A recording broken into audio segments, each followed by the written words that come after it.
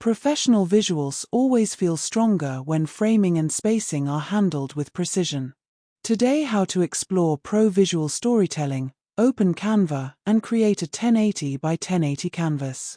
Insert a main frame slightly off-center and place your primary image inside. Add 2 smaller frames leading toward it to guide the viewer's eye. Upload your images and drag them into each frame, adjusting them carefully.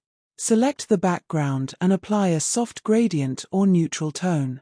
Add subtle line elements between frames with reduced opacity. Duplicate the main frame and place it behind with reduced opacity to create depth.